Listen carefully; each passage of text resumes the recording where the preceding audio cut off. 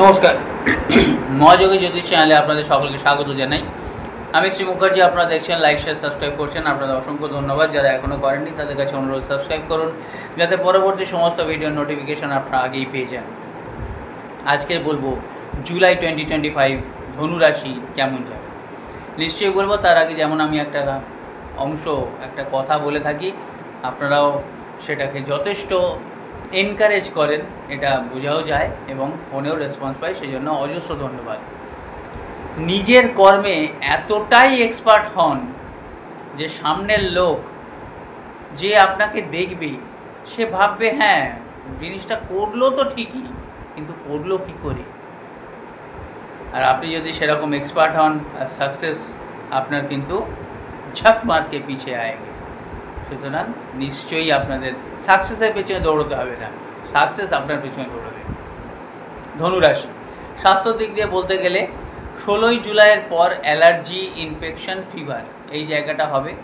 16 থেকে 25শে জুলাই আপনারা একটু সজাগ থাকবেন। প্রথমেই বললাম সজাগ, এই নেগেটিভ বলছি, একদম না, চিন্তার কিছু নেই। এখন স্বাস্থ্য যথেষ্ট ভালো এবং স্বাস্থ্যের দিকে আপনাদের যদি ওই স্বাস্থ্যই সম্পদ, আর যদি প্রিভেনশন নিয়ে নেন, prevention is better than cure, তখন আপনাদের স্বাস্থ্য এমনিতেই ভালো হবে, সে বিষয়ে নিশ্চিন্ত থাকুন।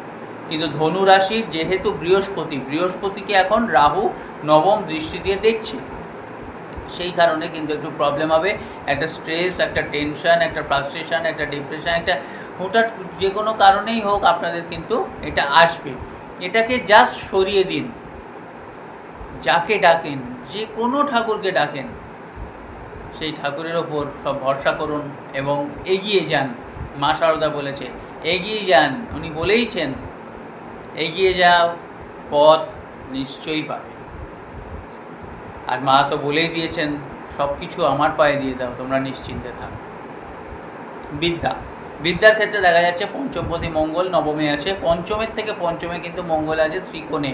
প্লেসমেন্ট খুব ভালো, এক্সামিনেশান দিলে ভালো হবে, বড় ইন্টারভিউ, বড় অ্যাডমিশন আপনাদের জন্য অপেক্ষা করছে, আপনারা করতেই পারেন। কোচিং স্টার্ট করতে পারেন, চেঞ্জ ভালো হবে, পরিবর্তন করতে চাইছেন খুব ভালো হবে। কিন্তু ঢাইয়া চলছে, ঢাইয়া নিয়ে চিন্তার কিছু নেই। শনিদেব আপনার যদি জন্মকালীন ভালো থাকে, কর্ম যদি ভালো থাকে, যা খুশি হয়ে যাক আপনার ঠিক হয়ে যাবে, মানে আপনার ঠিক চলবে, কোনো চিন্তার কিছু নেই।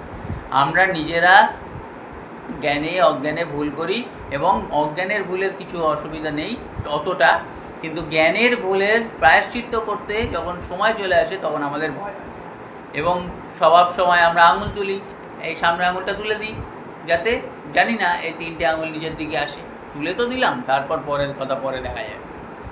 কিন্তু পরটাও কিন্তু আপন হয়ে যায়, কাল দেখা যাবে, কালটাও কিন্তু আজ হয়ে যায়, তখন কিন্তু মুশকিলে পড়তে হয়। তখন জ্যোতিষশাস্ত্র, জ্যোতিষী আমরা যতই করি সেখান থেকে আকাঙ্ক্ষিত ফল পাওয়া যায় না এবং আমরা অকপটে দোষ তো দিতেই পারি, আমরা দিয়ে দিই, সেখানে তো ট্যাক্স লাগে না। যাই হোক, প্রেম হচ্ছে কি ফিফথ হাউস মঙ্গলের সঙ্গে কেতু আছে, বৃহস্পতি সপ্তমে আছে।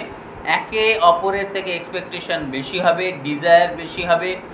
আপনারা চাইবেন খুব ভালো, আমার বয়ফ্রেন্ড বা আমার প্রেমিক বা আমার প্রেমিকা এরম হোক, নিশ্চয়ই হবে, দারুণ হবে। লাভ রিলেশন থেকে বিয়ের দিকে যারা এগোতে চান, সবাই চায়, অনেকেই চান যে অপেক্ষা করি না, এই সময়টা কিন্তু আপনাদের দারুণ সময় এগিয়ে যাওয়ার।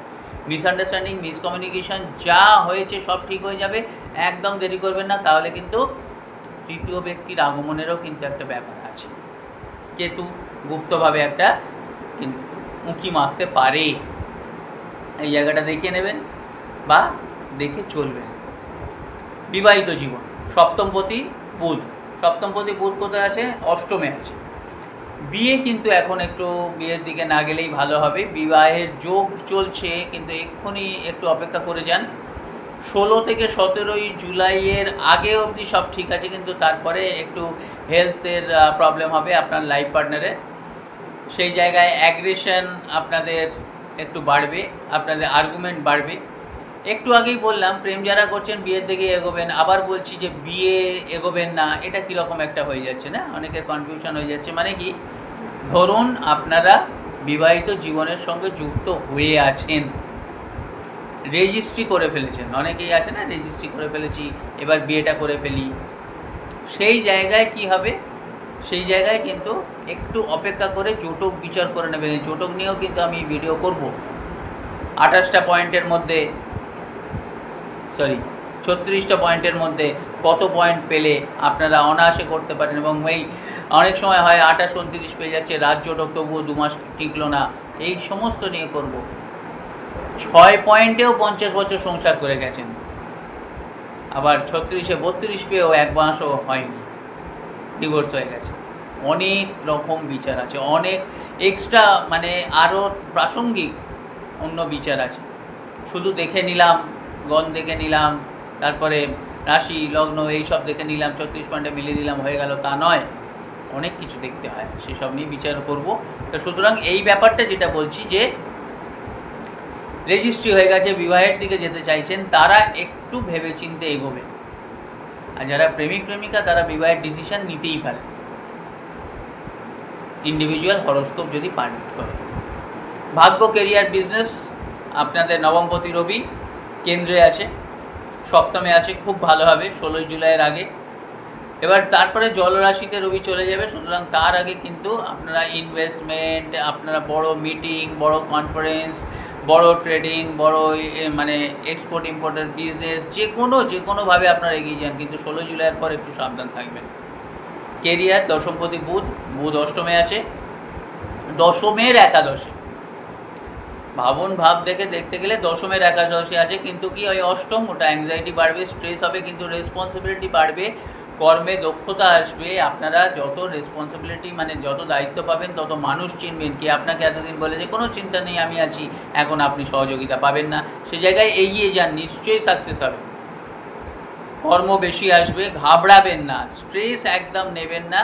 স্ট্রেস চলে আসে, তবু যতটা পারবেন আপনারা মেডিটেশন করবেন, ওভার থিঙ্কিং একদম করবেন না।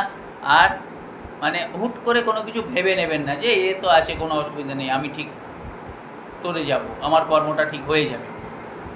ভরসা নিজের ওপর করবেন, ভরসা ভগবানের ওপর করবেন। ভূমি, গগন, বাতাস, নদী, অর্থাৎ অগ্নি, পৃথিবী, বায়ু, জল, ভগবান, তার ওপর করবেন। দেখবেন আপনারা 100% বেরোবে।